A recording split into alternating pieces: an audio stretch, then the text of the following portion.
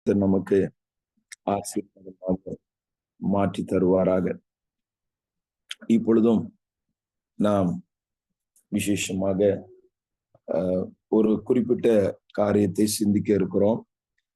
கழுகை குறித்து, கழுகினுடைய சில விஷயங்கள், தேவன் அந்த கழுகுக்கு சமானமாக நம்மை நடத்துகிற விஷயங்கள், நம்முடைய வாழ்விலே அந்த கழுகின் இடத்துல காணப்படுகிற சில விஷயங்கள் இருக்க வேண்டும் என்கிற ஒரு கண்ணோட்டத்திலே நாம் சிந்திக்க இருக்கிறோம். முதலாவதாக ஒரு வசனத்தை நாம் வாசித்து விட்டு இந்த பகுதிக்குள்ளாய் கடந்து செல்வோம். 103ஆம் சங்கீதம் அதனுடைய 5வது வசனத்தை நாம் வாசிக்கும் போது இவ்விதமாய் நாம் வாசிக்கிறோம். 103வது சங்கீதம் 5வது வசனத்தை வாசியுங்கள்.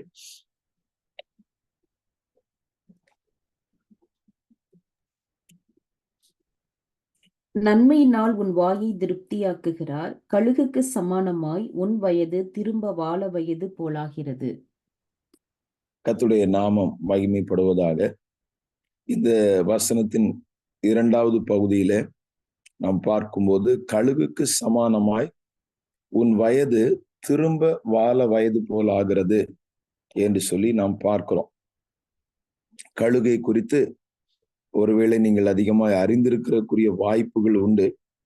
ஆனாலும் ஓரிரு விஷயங்களை நான் நினைப்பூட்டும்படியாக விரும்புகிறேன். அந்த கழுகின் இடத்துல காணப்படுகிற சில அம்சங்கள், சில விஷயங்கள். முதலாவதாக இங்கே நம்முடைய லைஃப், நம்முடைய வாழ்க்கை, அதை நாம் எடுத்துக்கொள்ளும் போது கழுகுக்கு சமானமாய் திரும்ப வாழ வயது போல் ஆகிறது என்று சொல்லுகிறதை நாம் பார்க்கிறோம். இன்னொரு வசனத்தையும் இதோடு நான் இணைத்து சொல்லும்படி விரும்புகிறேன். ஏசாயா தீர்க்கதரிசன புஸ்தகம் 40ஆம் அதிகாரம் 31வது வசனத்தை நாம் வாசிக்கும் போது, ஏசாயா 40:31 வாசியுங்கள். கர்த்தருக்கு காத்திருக்கிறவர்களோ புது பலன் அடைந்து கழுகுகளைப் போல செட்டைகளை அடித்து எழும்புவார்கள். அவர்கள் ஓடினாலும் இளைப்படையார்கள், நடந்தாலும் சோர்ந்து போகார்கள். ஆண்டவருடைய நாமம் மகிமைப்படுவதாக. இங்கே நாம் பார்க்கும்போது, கர்த்தருக்கு காத்திருக்கிறவர்கள் புது பலன் அடைந்து கழுகுகளைப் போல செட்டைகளை அடித்து எழும்புவார்கள் என்று நாம் பார்க்கிறோம். இந்த வசனங்களை கழுகுக்கு சமானமாய், கழுகுகளைப் போல செட்டைகள் அடித்து எழும்புவார்கள், திரும்ப வாழ வயது போல் ஆகிறது என்பதை நாம் பார்க்கிறோம். பறவைகளிலே கழுகு ஒரு விசேஷித்த ஒரு பறவையாக காணப்படுகிறது. விசேஷித்தன்னு சொன்னா அதனுடைய பலன், அதனுடைய பார்வை, கழுகு பார்வை, ஈகிள் ஐஸ் என்பது நாம் அதிகமாய் கேள்விப்படுகிற ஒரு வார்த்தை. ஸ்விஃப்டர் அஸ் ஈகிள்ஸ், வேகமாய், கழுகுகளைப் போல வேகமாய் என்று சொல்லப்படுகிற வார்த்தைகள். கழுகு நல்ல ஒரு பலம் வாய்ந்த ஒரு பறவை என்றும் சொல்லப்படுகிறது. ஒரு போதகர் விதமாய் சொன்னார், அவங்களுடைய சிறு இளம் பிராயத்துல ஸ்கூல்ல படிக்கிற நாட்களில அவர்கள் கழுகு, அவங்க இருக்கிற அந்த ஸ்கூல் பகுதியில பக்கங்கள்ல அந்த கழுகு வருமா. அப்ப அவர்களுக்கு ஒரு விருப்பம், இந்த கழுகை பிடிக்கணும் அப்படின்னு சொல்லி. எத்தனையோ பறவைகள் இதெல்லாம் இது பண்றோம், அந்த கழுகை பிடிக்கணும் அப்படின்னு சொல்லி ஒரு பைக்குள்ள, அந்த சாக்கு பைக்குள்ள தங்களை உள்ள வைத்து கொண்டு அப்படி படுத்திருந்து அந்த கழுகு வரும்போது அதை அப்படியே பிடிக்கணும் அப்படின்னு சொல்லி அவர்கள் விரும்பினார்களாம். அப்ப அவர் சொன்னார், அந்த கழுகு இவங்க 1-2 பேரா சேர்ந்து பிடித்திருக்கிறார்கள், அது இவங்களையும் இழுத்து கொண்டு, வாலிப பையங்க அவங்கள இழுத்து கொண்டு அந்த கழுகு வேகமாக சென்றதான். அப்புறம் விட்டுட்டோம் அப்படின்னு சொன்னார்கள். அப்போ அந்த கழுகு பயங்கர பலம், நல்ல பலம் பொருந்தின ஒன்றாக இருக்கிறது. அதான் ரினியூ தேர் ஸ்ட்ரென்த். அதை போல ஸ்ட்ரென்த்தை ரினியூ பண்றது, அதை குறித்து சொல்லுகிறதை பார்க்கிறோம். இன்னொரு முக்கியமான விஷயம், கழுகுக்கு இன்னொரு முக்கியமான விஷயம் அந்த கழுகினுடைய லைஃப்ல இருக்கு. அது ஒரு குறிப்பிட்ட ஏஜ் அடையும் போது நல்ல வயதான ஒரு கழுகாக அது மாறி ஒரு நிலை அடையும் போது, இந்த கழுகு பார்த்தீங்கன்னு சொன்னா அதனுடைய நகங்கள் எல்லாம் ரொம்ப வளர்ந்து அந்த ஒரு நிலையில அது இருக்கும்போது ரொம்ப வயதான அது சோர்ந்து போய் இது பண்ற ஒரு டைம்ல அது ஒரு தனியான இடத்துல போய் உட்கார்ந்து ஒரு வேலையை அது பார்க்கும் அப்படின்னு சொல்றாங்க. அதனுடைய ஃபெதர்ஸ் எல்லாம் அதை விட்டு போக ஆரம்பிச்சிரும். இன்னும் சொல்றாங்க அதை அது சிலதெல்லாம் பிடுங்கி எடுக்குமா. அந்த ஃபெதர்ஸா இருக்கிறத அதெல்லாம் பிடுங்கி எடுத்து அப்படியே ரத்தம் வந்துட்டு இருக்கும் அப்படின்னு சொல்றாங்க. அதனுடைய நகங்கள் எல்லாம் அது உடைத்து இப்படி ஒரு காரியத்தை அது செய்யுமா. செஞ்சு பார்க்கும்போது கொஞ்ச நாள் இப்படி இருக்கும். அதற்கு பிறகு இந்த கழுகுக்கு மீண்டும் இறகு எல்லாம் முளைக்க ஆரம்பித்து அந்த ஃபெதர்ஸ் எல்லாம் வர ஆரம்பித்து அது ஒரு யங் ஈகிளாக மீண்டும் ஒரு இள வயதுள்ள ஒரு ஈகிளாக அது மாறி மீண்டும் செட்டைகள் அடித்து எழும்புமா. இது கழுகின் இடத்துல காணப்படுகிற ஒரு சிறப்பான விஷயம். கர்த்தருடைய பரிசுத்த நாமம் மகிமைப்படுவதாக. இப்ப பைபிள் இங்க என்ன சொல்லுகிறது அப்படின்னு சொல்லும்போது, கழுகுக்கு சமானமாய் உன் வயது திரும்ப வாழ வயது ஆகிறது என்று சொல்லுகிறதை நாம் பார்க்கிறோம். அப்போ ஒரு யங் ஏஜ், அந்த கழுகு மீண்டும் ஒரு யங் ஏஜ் அடைகிறது போல உன்னுடைய வயது திரும்ப வாழ வயது போல் ஆகிறது. மீண்டும் அந்த இளமையான ஒரு அனுபவம், இவைகளை கர்த்தர் தர வல்லமை உள்ளவராய் இருக்கிறார்.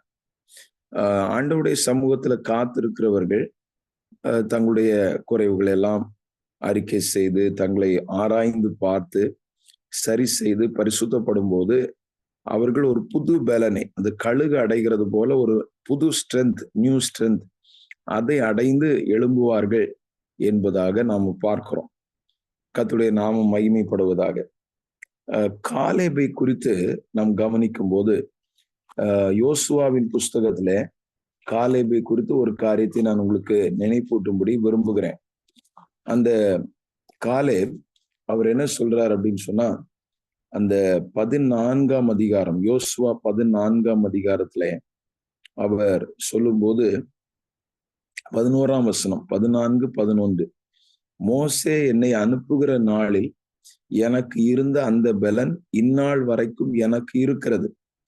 யுத்தத்திற்கு போக்கும் வரத்துமாய் இருக்கிறதற்கு அப்போது எனக்கு இருந்த பலன் இப்போதும் எனக்கு இருக்கிறது. அன்றைய நாமம் மகிமைப்படுவதாக. இந்த இடத்துல நாம் பார்க்கும்போது மோசே காலேபை அனுப்புகிற டைம்ல இப்ப அவர் சொல்றாரு, இப்ப 40 வயசு ஆயிடுச்சு, 40 வருஷம் ஆயிடுச்சு, இன்னைக்கு நான் 85 வயது உள்ளவன் அப்படின்னா 45 வயதிலே இவரை மோசே அனுப்பி இருக்கிறார். மோசேக்கு அப்போ 80 வயதுக்கு மேல இருக்கும். அது 100 வயசா இருந்ததா, இந்த 80 to 120 அந்த வயதுல மோசே இருந்திருப்பார். இவரை அனுப்பி இருக்கிறார். அப்ப அவர் சொல்றார், அன்னைக்கு எனக்கு இருந்த பலன் இன்றைக்கும் இருக்கிறது. அன்னைக்கே மோசே சொன்னார், நீ கால் மிதித்த தேசம் உனக்கும் உன் பிள்ளைகளுக்கும் என்றைக்கும் சுதந்திரமா இருக்க கடவுள்னு சொல்லி ஆணையிட்டார். அது கண்டிப்பா சுதந்திரித்துக் கொள்ளுவேன்.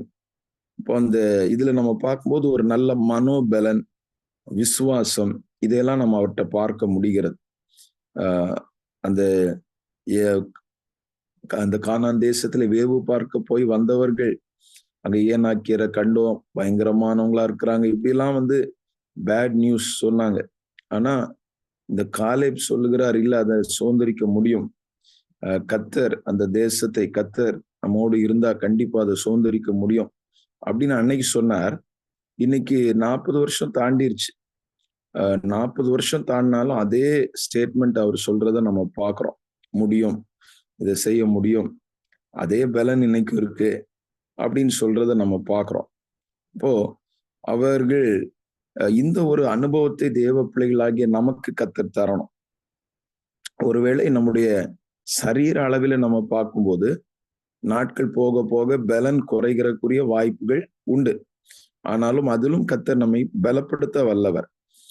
அவர்கள் கோத்திரங்களில் பலவீனப்பட்டவன் ஒருவனும் இருந்ததில்லை அப்படின்னு சொல்லி இஸ்ரவேல் ஜனங்களை குறித்து பார்க்கிறோம். நாம் ஆண்டவரை சார்ந்து அவருடைய வார்த்தைகளின்படி வாழும்போது நம்முடைய சரீரத்திலும் நம்மை பலப்படுத்தி ஆரோக்கியப்படுத்தி வைக்க அவர் வல்லவர்.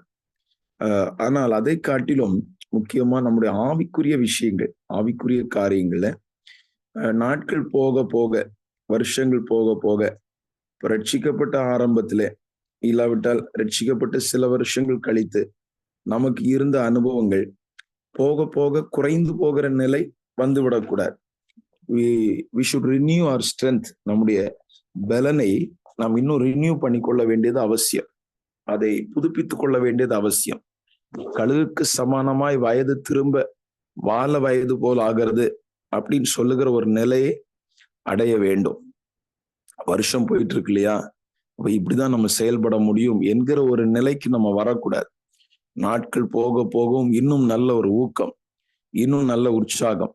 ஒருவேளை இந்த இணைப்பிலே வயது முதிர்ந்தவர்கள் இருக்கலாம், இன்னும் இளம் வயதில் உள்ளவர்கள் இருக்கலாம், இடைப்பட்ட மிடில் ஏஜ்ல உள்ளவர்கள் இருக்கலாம், பெரியவர்கள், பல்வேறு நிலையில நம்ம இருக்கலாம். ஆனால் நம்முடைய வயது நாட்கள் ஒரு காரியம் அல்ல. நம்ம நம்முடைய ஸ்ட்ரென்த்தை ரினியூ பண்ண முடியும். நாம் வாழ வயது உள்ளவர்களாக இருக்க முடியும். தேவ சமூகத்திலே நாம் காத்திருந்து நம்ம இன்னும் புதுப்பித்துக் கொள்ள முடியும். ஸ்தோத்திரம். ஒருவேளை நீங்கள் பல காரியங்களில் ஈடுபட்டு செயல்பட்டு ஒரு குறிப்பிட்ட இடத்துக்கு வரும்போது, ஒரு குறிப்பிட்ட ஒரு ஸ்டேஜை நம்முடைய லைஃப்ல அடையும் போது நாம் அநேக விஷயங்களை அக்கம்ப்ளிஷ் பண்ணி விட்டதாக, சாதித்து விட்டதாக, இல்லாவிட்டால் நம்முடைய ஸ்ட்ரென்த் எல்லாம் குறைஞ்சது போல நீங்கள் நினைக்கலாம். ஆனால் பைபிள் என்ன சொல்லுதுன்னா, கர்த்தருக்கு காத்திருக்கிறவர்கள் they shall renew their strength. அவர்கள் மீண்டும் தங்களுடைய பலனை புதுப்பித்துக் கொள்வார்கள். கழுகுக்கு சமானமாய் உன் வயது திரும்ப வால வயது போல் ஆகிறது. அப்ப விசுவாசம் குறையக்கூடாது. காலங்கள் போக போக விசுவாசம் குறையக்கூடாது. நம்முடைய ஆவியின் பலன் குறையக்கூடாது. நம்முடைய அபிஷேகம் குறைந்து போகக்கூடாது. அதுல இன்னும் நம்ம வளரணும். இன்னும் பலன் உள்ளவர்களாக நாம் மாற வேண்டியது அவசியம். அதுல அதை ஒரு சாக்கு போக்காக நாம் சொல்லி விடாதபடிக்கு, அதை ஒரு நம்முடைய வயதும் நாட்களையும் ஒரு காரியமாக நாம் சொல்லி விடாதபடிக்கு தொடர்ந்து ஆண்டவருக்காக ஒரு பலனுள்ள வாழ்க்கை வாழ கர்த்தர் நமக்கு உதவி செய்வாராக.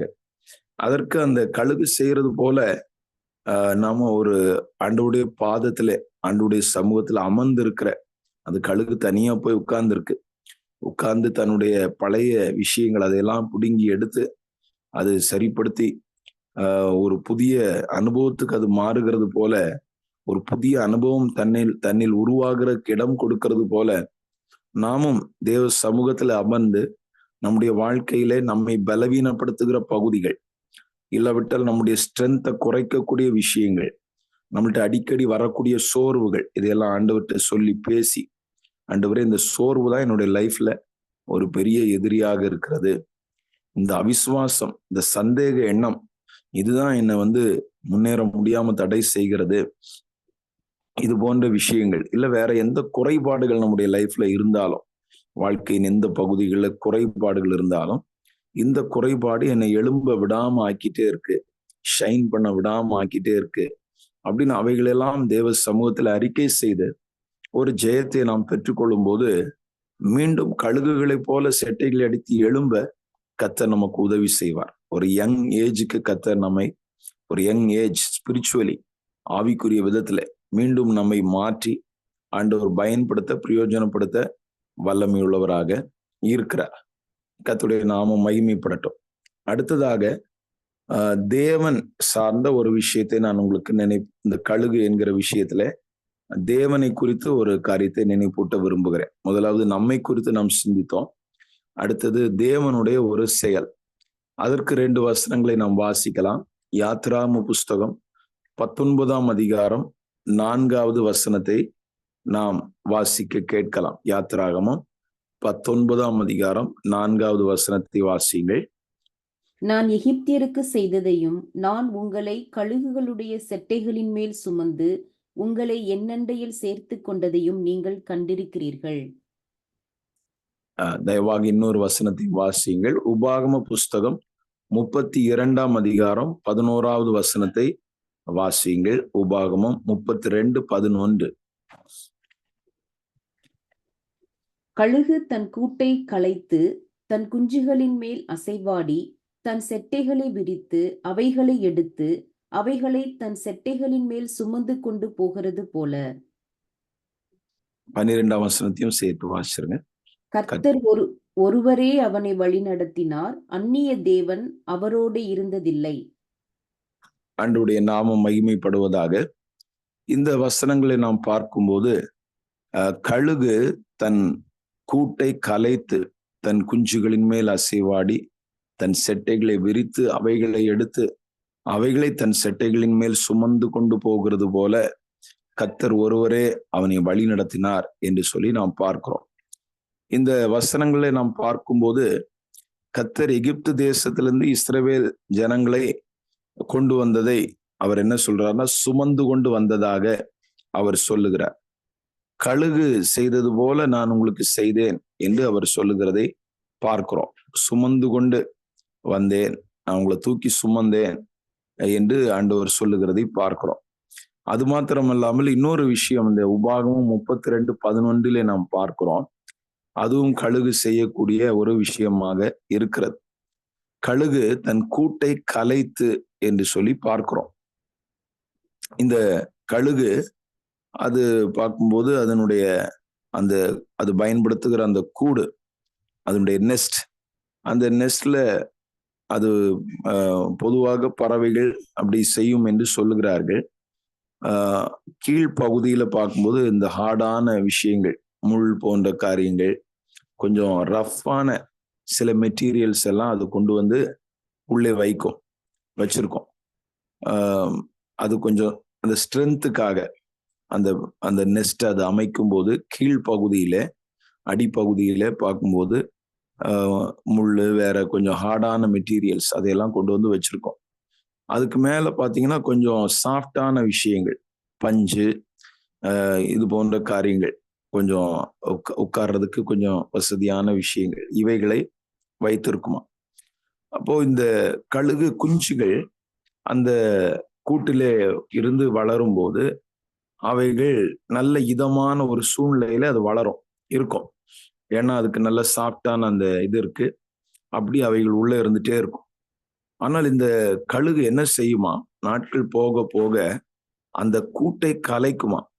அப்படின்னா அந்த பஞ்சு முதல்ல அந்த சாஃப்டான ஏரியாவை அது எடுக்க ஆரம்பிக்கும்.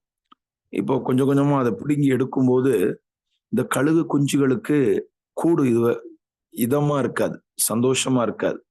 இதுவரைக்கும் அந்த நெஸ்ட்ல இருக்கிறது, அந்த கூட்டுக்குள்ள இருக்கிறது கழுகு குஞ்சுகளுக்கு சந்தோஷமா இருக்கும். வெளியே போறதுக்கெல்லாம் விரும்பாது, ஏன்னா உள்ளேயே நல்லா இருக்கும்.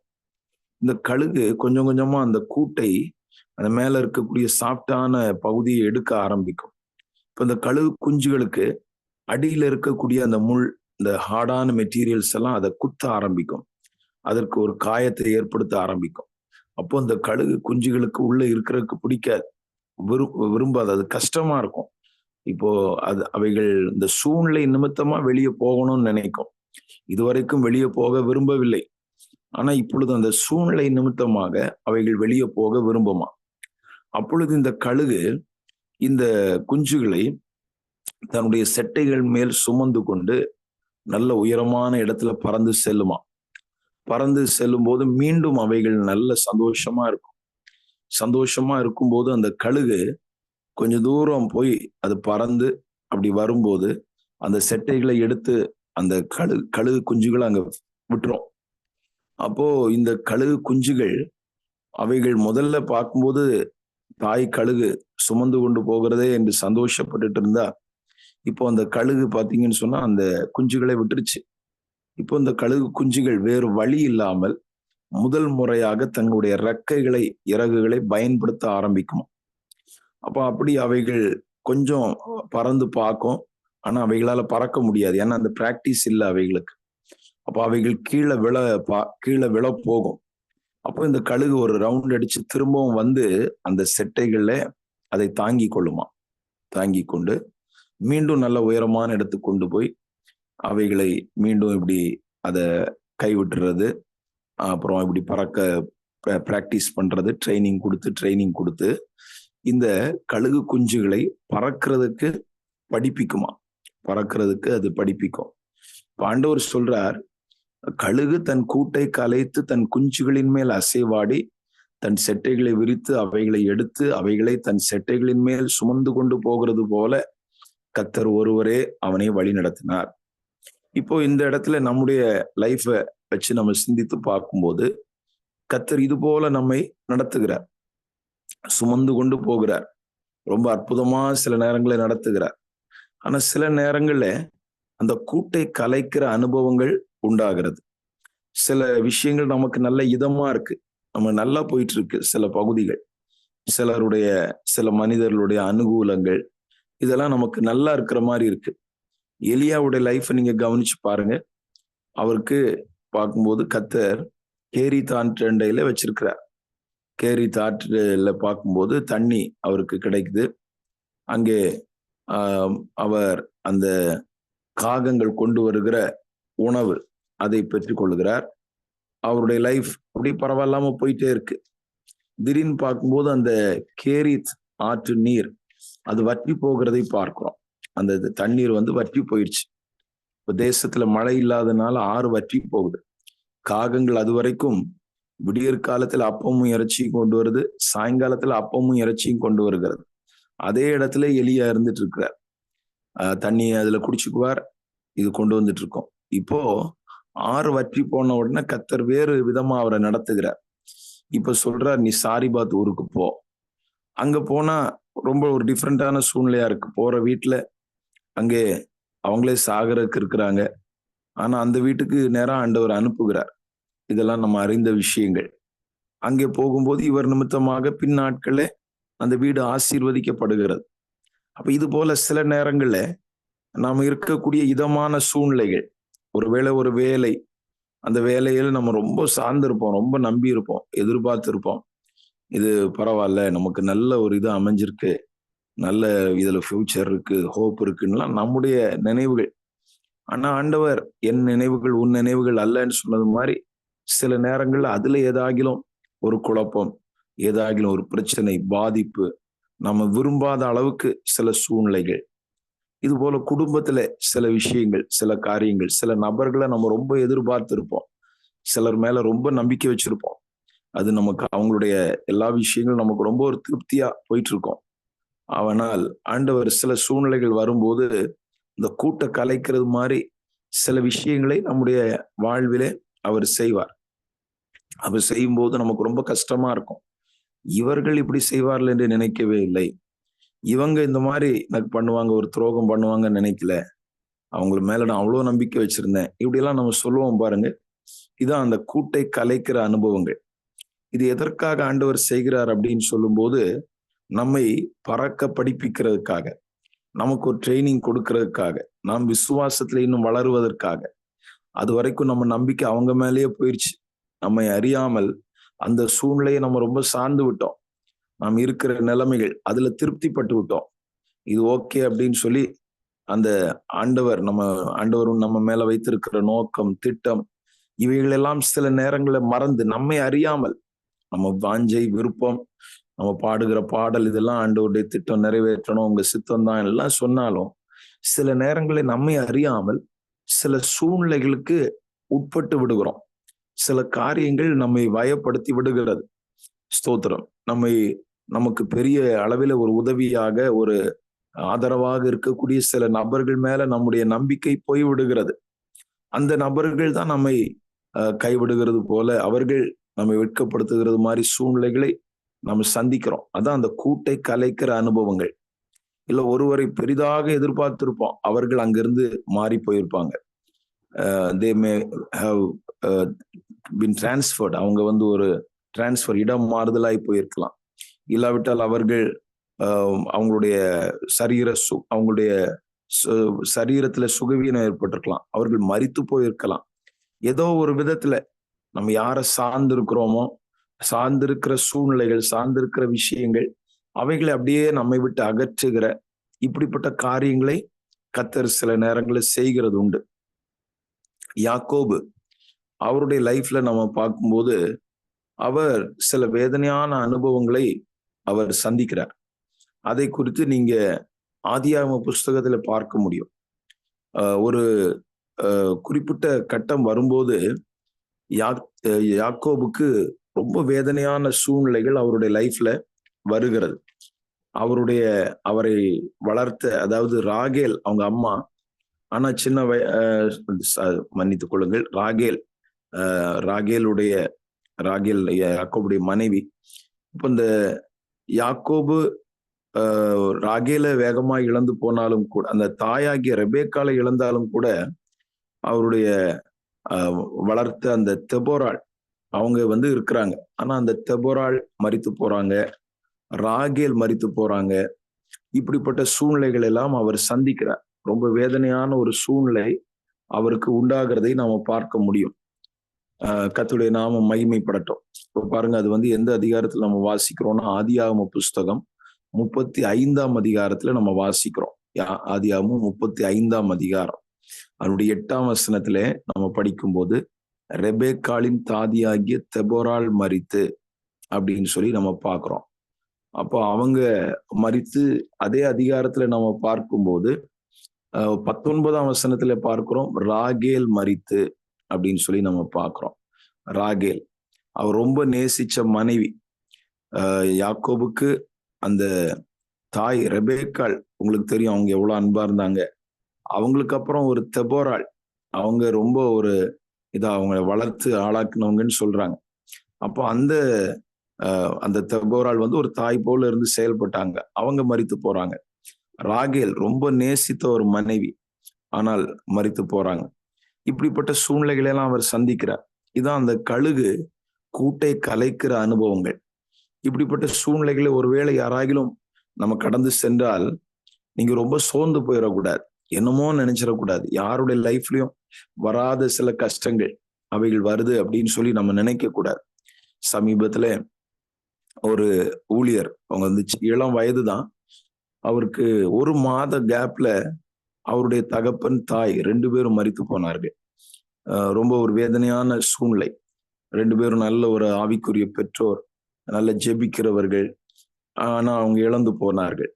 அப்ப இது போன்ற சூழ்நிலைகளை நம்ம சில நேரங்களில் ஃபேஸ் பண்றோம்.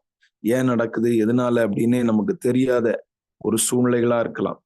ஆனா பைபிள்ல நம்ம வாசிக்கும் போது ஆண்டவர் சொல்றார், கழுகு தன் கூட்டை கலைத்து அப்படின்னு சொல்லி நம்ம பார்க்கிறோம். அப்படி ஆண்டவர் சில நேரங்களிலே நம்மை நடத்துகிற காரியங்களை நம்ம பார்க்கிறோம். யார் மேல அதிகமான நம்பிக்கை சார்பு வச்சிருக்கிறோமோ அங்கே ஆண்டவர் ஒரு சூழ்நிலை அனுமதிக்கிறார். இல்லாவிட்டால் கர்த்தரை இன்னும் நான் நேசிக்கத்தக்கதாக சில சூழ்நிலைகள் வழியாக நடத்துகிறார். இதுதான் அந்த கூட்டை கலைக்கிற அனுபவம். ஆனாலும் அந்த கூட்டை கலைச்சாலும் நம்மளை அப்படியே கைவிடுகிறது இல்லை. அவர் என்ன செய்கிறாரா, இந்த வசனத்திலே நாம பார்க்கும்போது, தன் குஞ்சுகளின் மேல் அசைவாடி தன் செட்டைகளை விரித்து அவைகளை எடுத்து அவைகளை தன் செட்டைகளின் மேல் சுமந்து கொண்டு போகிறது போல என்று சொல்லி நாம் பார்க்கணும். இப்படிப்பட்ட பாதிப்புகள், சூழ்நிலைகளை கடந்து போகிற தேவ பிள்ளைகள் நம்ம சோர்ந்து போக வேண்டிய அவசியம் இல்லை, ஹோப் இழக்க வேண்டிய அவசியம் இல்லை. இனி நம்ம என்ன செய்வோம், நான் இவங்களதான நம்பி இருந்தேன், மலை போன்ற நம்பி இருந்தேனே அப்படின்லாம் சொல்லுவோம்னு சொன்னா, பைபிள் சொல்லுகிறது, மலைகள் விலகினாலும் பர்வதங்கள் நிலை பெயர்ந்தாலும் என் கிருபை உன்னை விட்டு விலகாமலும் என் சமாதானத்தின் உடன்படிக்கை நிலை பெயராமலும் இருக்கும் என்று ஆண்டவர் சொல்லுகிறார். கர்த்தருடைய பரிசுத்த நாமம் மகிமைப்படுவதாக. ஆண்டவரையே நாம் சார்ந்து நம்பி இருப்பதற்காக, அவருடைய வழிநடத்துதல் மேல் நாம் நம்பிக்கை வைக்கிறதற்காக, அவரை இன்னும் விசுவாசிக்கும்படியாக, கர்த்தரை நம்முடைய நம்பிக்கையாக மாற்றும்படியாக சில நேரங்களில் கர்த்தர் இப்படிப்பட்ட சூழ்நிலைகளை நமக்கு அனுமதிக்கிறார். இப்படிப்பட்ட பாதைகளிலே நம்மை நடத்துகிறார். கர்த்தருடைய நாமம் மகிமைப்படட்டும். அவைகள் நம்முடைய ஆசீர்வாதத்துக்கு ஏதுவாக தான் இருக்கும். அவைகள் நம்முடைய மேன்மைக்கு ஏதுவாக தான் இருக்கும். அந்த சூழ்நிலைகளை தான் நம்ம ஆண்டவரை இன்னும் அதிகமாய் ருசிக்க ஆரம்பிப்போம். ஒரு முறை உங்களுடைய இள வயதுல நாங்கள் ஆராதித்து வந்த அந்த சபையில ஒருவர் ஒரு சாட்சி விதமாய் சொன்னார். அவர் சொன்னார், நான் நல்லா போயிட்டு இருந்த என்னுடைய வேலை இழந்து போனேன். ஆனால் என்னுடைய வேலை இழந்து ஒரு 6 மாதங்கள் வேலை எனக்கு கிடைக்கவில்லை. ஆனால் அந்த 6 மாதங்களே இன்னும் ஆண்டவரோடு நெருங்கி சேர, என்னுடைய ஆவிக்குரிய வாழ்க்கை அதிகமாக ரினியூ பண்ணிக்கொள்ள கர்த்தர் எனக்கு உதவி செய்தார் அப்படின்னு சொல்லி சொன்னார். உண்மையிலே அதற்கு பிறகுதான் பார்க்கும்போது அவர் சிறுவர் ஊழியங்கள் அதிகமாய் பயன்பட்டார். சிறுவர் ஊழியத்தில் அவருக்கு எவ்வளவு கிருபை இருக்கும் என்பது அதற்கு பிறகுதான் வெளிப்பட்டது. அதுக்கப்புறம் தான் தெரிய ஆரம்பிச்சது, ஓ இவ்வளவு விஷயம் இருக்கா அவருக்குள்ள. அவர் வேலை பார்த்துட்டு இருக்கும்போது வேலை அப்படின்னு சொல்லிதான் இருந்தார். ஊழியங்கள்ல அது வரைக்கும் அவர் ஈடுபடல. ஆனா அந்த வேலை இல்லாமல் ஒரு 6 மாதங்கள் இருந்த போது அவர் தன்னுடைய வாழ்வை புதுப்பித்துக் கொள்ள கர்த்தர் உதவி செய்தார். விவிதமாக கர்த்தர் நம்முடைய வாழ்விலே இந்த கூட்டை கலைக்கிற அனுபவங்களை சில நேரங்களில் நம்ம சந்திக்கிறோம். அவைகள் நம்முடைய வாழ்விலே நன்மைக்கு ஏதுவாக என்பதை தேவ பிள்ளைகள் புரிந்து கொள்ள வேண்டும். இது எந்த சூழ்நிலையில நமக்கு வந்தாலும் தேவ பிள்ளைகள் சோர்ந்து போக வேண்டிய அவசியம் இல்லை. ஒருவேளை நமக்காக ஜெபிக்கிறவர்கள், ஆவிக்குரிய சைடுல கூட இது இருக்கும். ஜெபிக்கிறவர்கள், நமக்கு ரொம்ப ஒரு ஆலோசனை கொடுக்கிறவங்க, நமக்கு நல்ல உதவியா இருக்கிற நபர்கள், அவர்கள் நம்மை விட்டு பிரியும் போது நமக்கு அது ரொம்ப ஒரு மன கஷ்டத்தை ஏற்படுத்தும். ஆனால் அப்படிப்பட்ட இடங்களிலும் கர்த்தர் நம்மை ஜெபிக்கிறவர்களாக மாற்ற விரும்புகிறார். நாம் இன்னும் மற்றவங்களுக்கு ஆலோசனை கொடுக்கிறவங்களா மாற ஆண்டவர் விரும்புகிறார். ஒரு பிள்ளையாக இருக்கும்போது அம்மாவை எதிர்பார்த்து, அப்பாவை எதிர்பார்த்து அப்படி நம்ம இருந்தோம். ஆனால் வளர வளர நாம பொறுப்புள்ளவர்களாக மாறி, நாம் நம்முடைய பிள்ளைகளுக்கு ஆலோசனை கொடுக்கிறவர்களாக, பிள்ளைகளுடைய பாரங்களை எல்லாம் நாம் சுமக்கிறவர்களாக மாறி விடுகிறோம். இப்படிப்பட்ட ஒரு வளர்ச்சியாக நாம் அதை பார்க்க வேண்டுமே ஒழிய, அப்படிப்பட்ட ஒரு நிலையில கர்த்தர் நம்மை நடத்துகிறார் என்கிற ஒரு மெச்சூர்டு தாட், மெச்சூர்டு திங்கிங் நமக்கு தேவையாக இருக்கிறது. அந்த ஒரு புரிந்து கொள்ளுதல், அதான் ஆண்டவர் இங்கே சொல்லுகிறார், அப்படி சுமந்து கொண்டு போகிறது போல கர்த்தர் ஒருவரே அவனை வழி நடத்தினார் என்று சொல்லி நாம் பார்க்கிறோம். ஆண்டவர் வழி நடத்துகிற விதங்கள் நமக்கு ஒருவேளை புரியாம இருக்கலாம். ஆனால் அவைகள் நம்முடைய நன்மைக்காக. ஏன் ஆண்டவர் இப்படி எல்லாம் இல்லாமலே நடத்திருக்கலாமே அப்படின்னு சொன்னா நம்ம மெச்சூர்டா மாற முடியாது.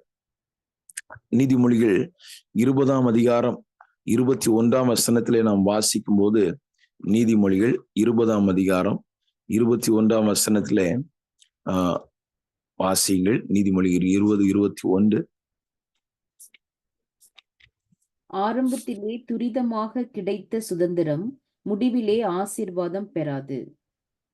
ஆரம்பத்திலே துரிதமாக கிடைத்த சுதந்திரம் முடிவிலே ஆசீர்வாதம் பெறாது என்று சொல்லி நாம் பார்க்கிறோம். சில விஷயங்கள் ஒருவேளை துரிதமாக நம்முடைய வாழ்விலே அதற்குரிய பிரயாசங்கள், காரியங்கள் இல்லாம எளிதாக நம்முடைய வாழ்விலே கிடைக்குமானால் அது ஆசீர்வாதம் பெறாது என்பதை நாம் பார்க்கிறோம். அப்ப ஆண்டவர் ஒரு ஆசீர்வாதத்தை நமக்கு கொடுக்கிறதுக்கு முன்பாக சில வழிகளிலே நம்மை நடத்துகிறார். இப்போ சிலரை ஆண்டவர் துரிதமாய் ஆசீர்வதித்த விஷயங்களும் உண்டு. ஆனா அவங்களை அதுக்குள்ள சில பக்குவங்கள் அவரை நடத்தியிருப்பார். அவங்க யாரும் சந்திக்காத சில கஷ்டங்களை இள வயதிலே அனுபவித்திருப்பார்கள். வேதத்துல ஒரு 2 உதாரணங்களை வேகமாய் நான் உங்களுக்கு நினைப்பூட்டுகிறேன். முதலாவது யோசேப்பை பாருங்க. யோசேப்புடைய லைஃப்ல நாம பார்க்கும்போது, அவர் அந்த பார்வோனுக்கு முன்பாக நிற்கும் போது அவருடைய வயது என்ன அப்படின்னு சொன்னா, ஆதியாகமம் 41:46 நம்ம பார்க்கிறோம். ஆதியாகம புஸ்தகம் 41ஆம் அதிகாரம் 46வது வசனத்துல, எகிப்தின் ராஜாவாகிய பார்வோனுக்கு முன்பாக நிற்கும் போது 30 வயதாயிருந்தான். யோசேப்பு 30 வயதாயிருந்தான் பார்க்கிறோம். 30 வயதுல எகிப்தினுடைய பிரைம் மினிஸ்டரா அவர் மாறுகிறார். ஆண்டவருடைய நாமத்துக்கு மகிமை உண்டாகட்டும். ஆனா 17 வயசுல பிரச்சனை ஆரம்பிச்சது அவருடைய வாழ்க்கையில. வாலிப வயதுல 17 வயதுல சகோதரர்களை பார்க்க போய், ஆடுகளை மேய்ச்சிட்டு இருக்கும்போது சகோதரர்களை பார்க்க போய் குழியில தூக்கி போடப்பட்டு, கிட்டத்தட்ட அந்த 13 வருஷங்கள் பாத்தீங்கன்னு சொன்னா பல பாதைகளை கடந்து, ஆனால் ஆண்டவர் பிறகு பார்க்கும்போது அந்த 30 வயதுல ஒரு பெரிய மேன்மையை தருகிறார். தாவீதை குறித்தும் நம்ம பார்க்கும்போது 2 சாமுவேல் 5ஆம் அதிகாரம் 4ஆம் வசனத்திலே நம்ம வாசிக்கும் போது இதே போல அவரும் 30 வயது. 2 சாமுவேல் 5ஆம் அதிகாரம் 4ஆம் வசனத்துல நாம் அதை வாசிக்கிறோம். தாவீது ராஜாவாகும் போது 30 வயதாய் இருந்தான். அவன் 40 வருஷம் ராஜ்யபாரம் பண்ணினான் என்று பார்க்கிறோம். இப்போ தாவீதும் 30 வயசுல ராஜாவானார்ன்னு சொன்னா, அவருக்கு அதுக்கு முன்னாடி பார்த்தால் சரித்திரத்துல சொல்றாங்க 15 முதல் 20 வயதுக்குள்ள சாமுவேல் அவரை அபிஷேகம் பண்ணியிருக்கணும். ஏனென்றால் அதுக்கு பிறகு சவுலால ஃபாலோ பண்ணப்பட்டு பல இடங்களுக்கு மாறிட்டே இருக்கிறார்.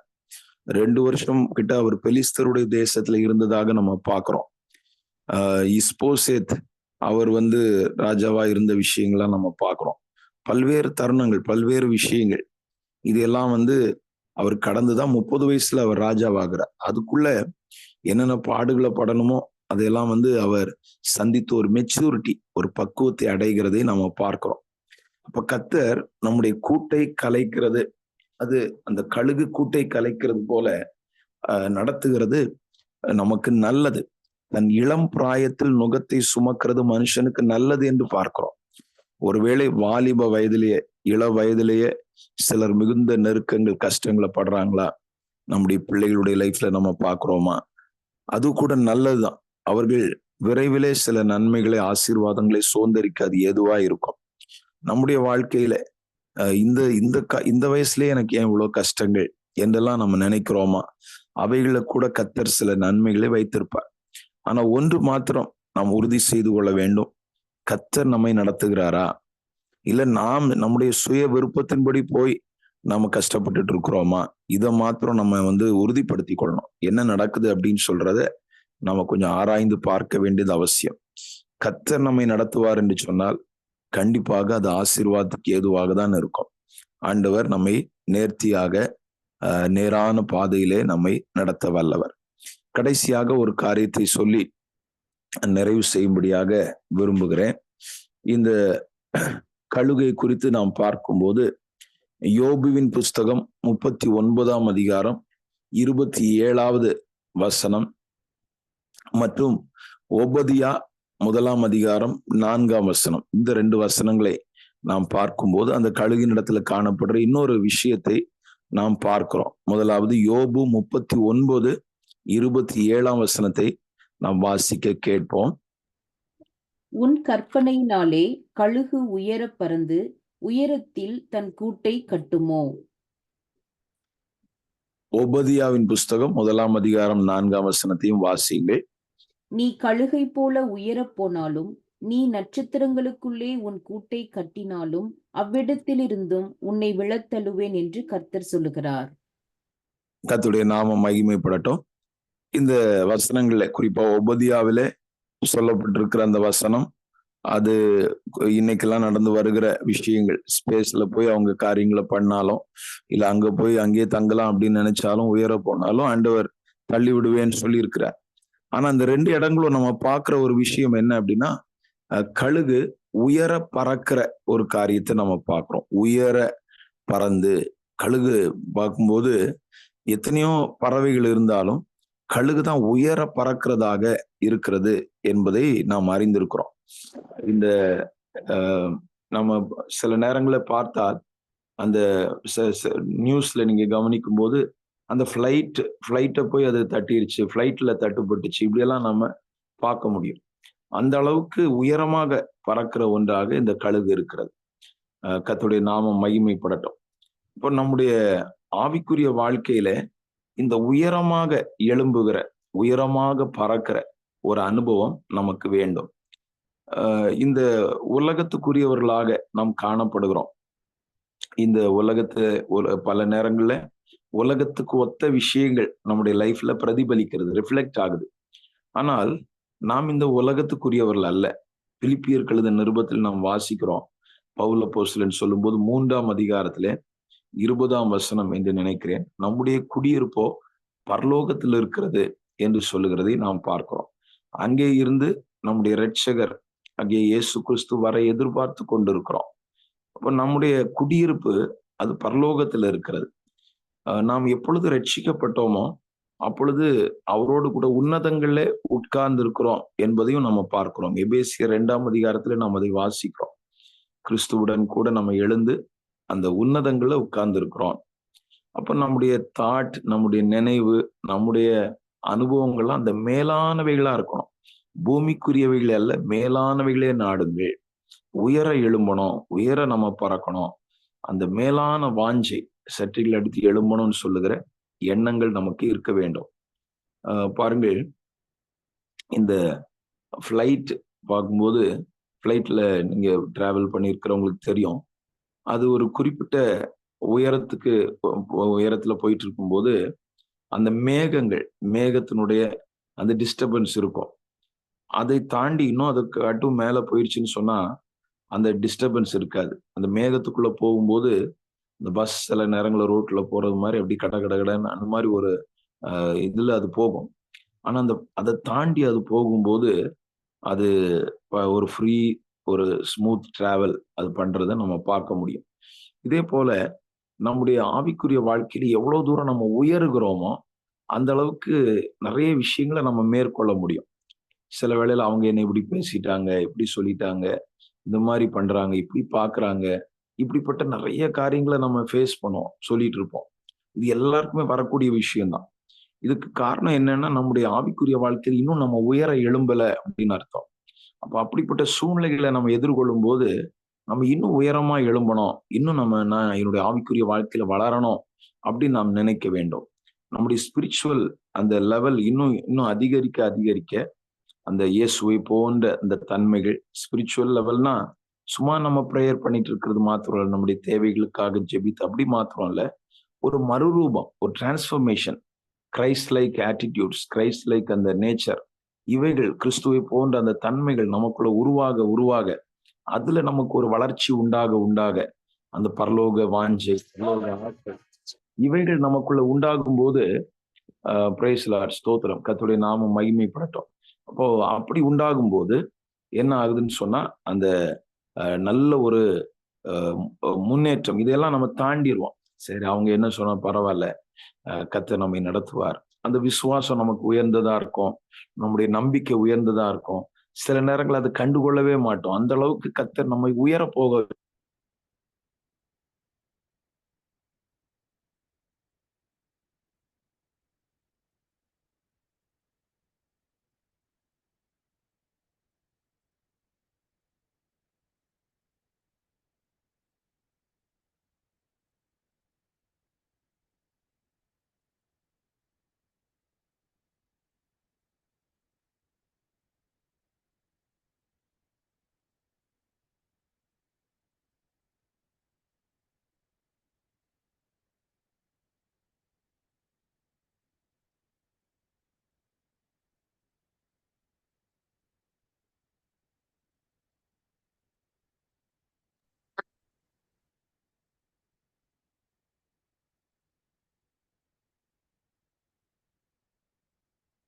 ஓகே சார்,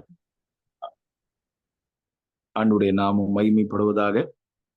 ஆகையினாலே அந்த உயர்ந்த அனுபவங்களை நாம் வாஞ்சிக்கிறவர்களாக இன்னும் மேலான அனுபவங்களை விரும்பி முன் செல்ல கர்த்தர் நமக்கு உதவி செய்வாராக. அப்பொழுது இந்த உலக ஆசைகள், உலகத்துக்கு அடுத்த காரியங்கள் இவைகளெல்லாம் தாண்டி அந்த பரலோக வாஞ்சையினால் நாம் நிரப்பப்பட்டு முன் செல்ல அது உதவியா இருக்கும். அதற்கும் கழுகு நமக்கு ஒரு எக்ஸாம்பிளா அது விளங்குகிறது. இதுக்காக ஆண்டவர் பல இடங்கள் அந்த கழுகை குறித்தே பயன்படுத்தி இருக்கிறதையும் நம்ம பார்க்கிறோம். கழுகை இஸ்ரவேல் ஜனங்களுடைய வாழ்க்கையிலும் கழுகு போல நான் உங்களை நடத்தினேன் செஞ்சேன்லாம் ஆண்டவர் சொல்லுகிறதை பார்க்கிறோம். கர்த்தர் நம்மையும் அவ்விதமாக நம்மை நடத்தி வருகிறார். நாமும் கழுகை போல புது பலனை அடைந்து கொள்வோம், கழுகை போல உயர எழும்பவும் கர்த்தர் உதவி செய்வாராக. ஜெபித்து நாம் நிறைவு செய்வோம். பரிசுத்தம் நிறைந்த பரலோக பிதாவே, நன்றியோடு உம்மை துதிக்கிறோம், உம்மை ஸ்தோத்திரிக்கிறோம்.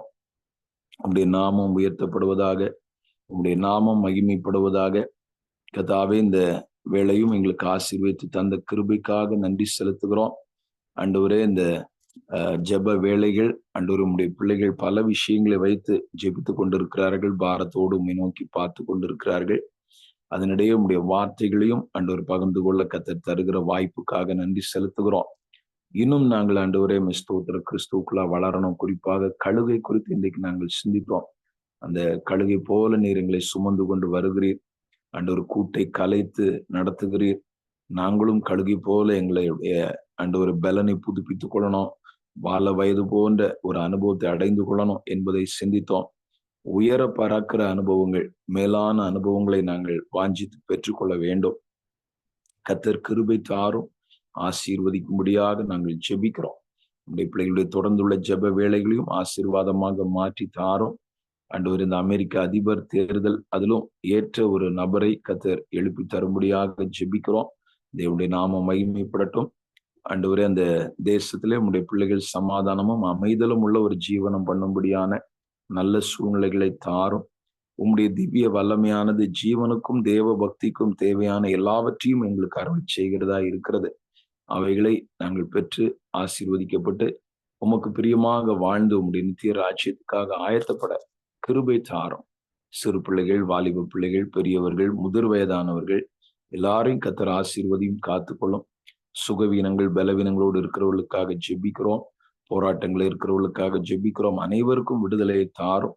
வெற்றியாய் கர்த்தர் நடத்தும். ஆவிக்குரிய வாழ்க்கையிலும் ஸ்பிரிச்சுவல் சேலஞ்சஸை சந்திக்கிறவர்களுக்காக விசேஷமாய் ஜெபிக்கிறோம். அவர்களுக்கும் நல்ல ஒரு விடுதலையை தந்து மேற்கொண்டு ஜெயமாய் முன் செல்ல கிருபை தாரும். மீதமுள்ள ஜெப நேரங்களை ஆசீர்வதி. இயேசுவின் நாமத்தில் ஜெபம் கேள் நல்ல பிதாவே. ஆமேன், ஆமேன். கர்த்தர் உங்களை ஆசீர்வதிப்பாராக. ஆமேன், ஆமேன்.